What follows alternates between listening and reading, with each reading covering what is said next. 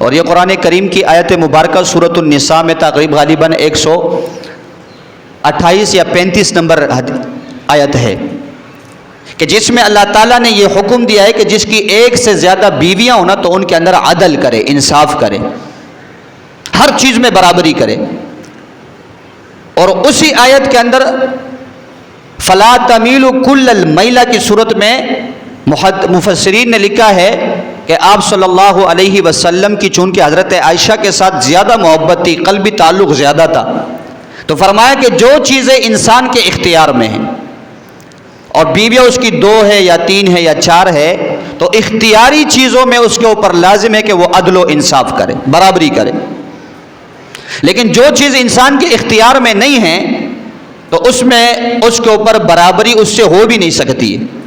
تو انسان کا فطری طور پر کسی سے محبت ہونا، قلبی لگاؤ ہونا، یہ غیر فطری چیز ہے۔ تو آپ صلی اللہ علیہ وسلم کو یہ جو غیر فطری چیز تھی یعنی محبت اور تعلق کا زیادہ ہونا یہ حضرت عائشہ سے سب سے زیادہ تھا۔ حضرت ابو موسیٰ اشعری رضی اللہ تعالیٰ عنہ کی روایت ہے، فرمایا کہ پوچھا گیا یا رسول اللہ صلی اللہ علیہ وسلم آپ کو لوگوں میں سب سے زیادہ محبت کس سے ہیں؟ تو حضور پاک صلی اللہ علیہ وسلم نے فرمایا عائشہ سے ہے۔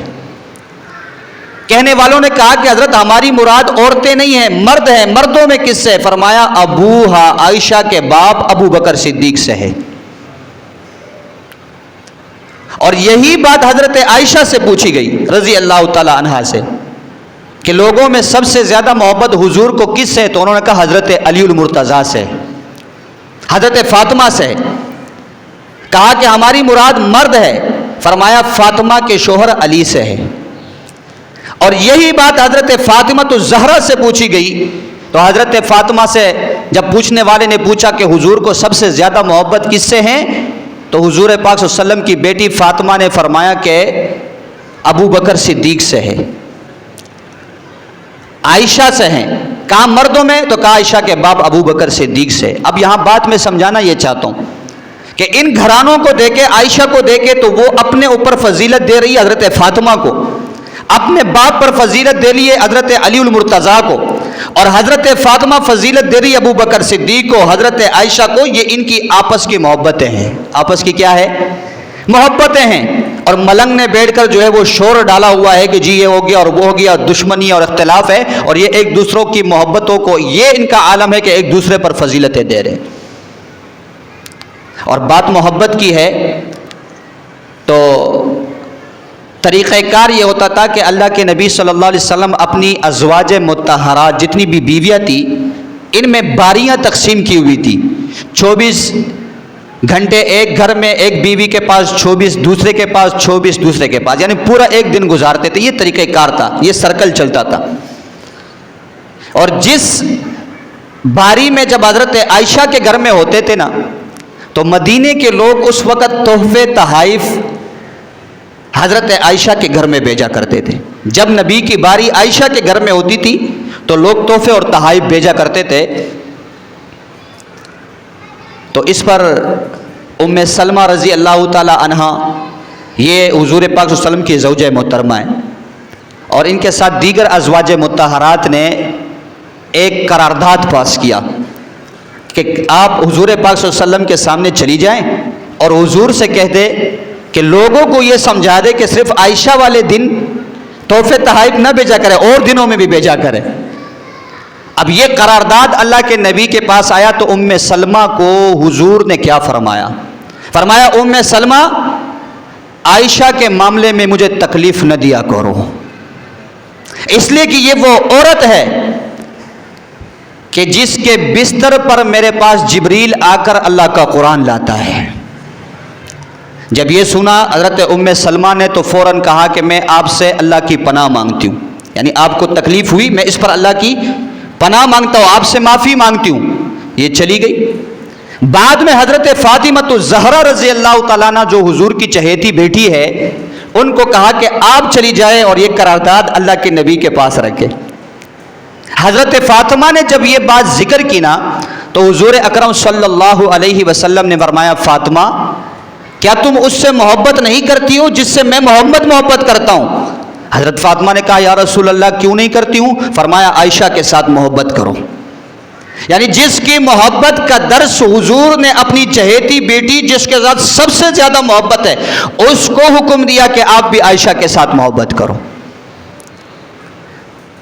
حضرت عائشہ رضی اللہ تعالی عنہا کی اس محبت ہی کا ایک پہلو یہ ہے کہ آپ صلی اللہ علیہ وسلم حضرت عائشہ کے ناز اور نخرے اٹھایا کرتے تھے.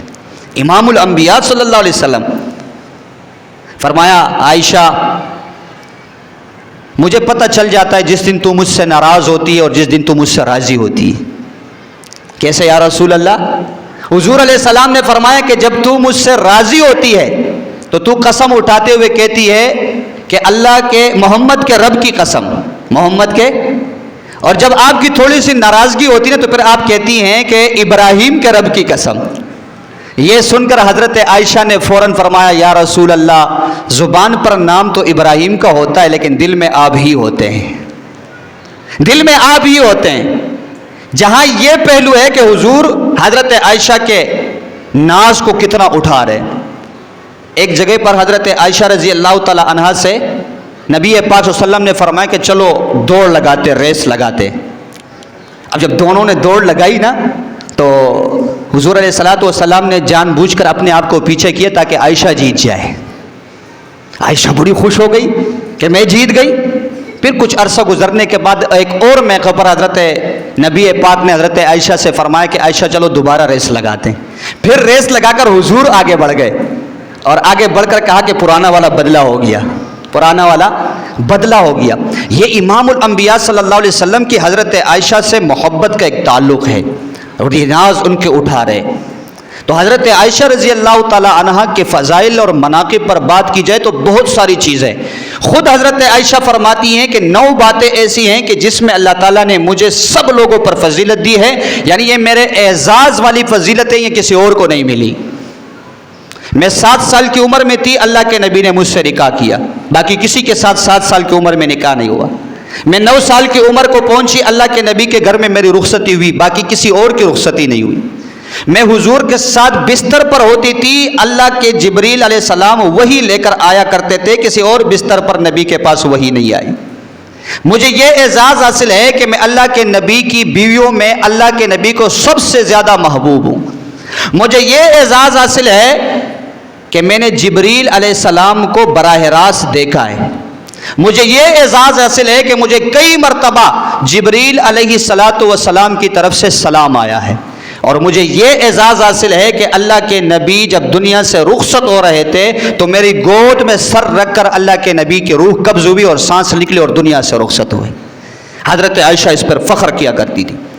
اور پھر آپ دیکھو حضرت عائشہ فرماتی ہے میرا اعزاز ہے کہ جب میرے اوپر تہمت لگی، میرے اوپر بہتان لگا اور منافقین کی طرف سے الزام لگا تو میری صفائی اور گواہی کے لیے اللہ رب العالمین براہ راست خود میدان میں ہے.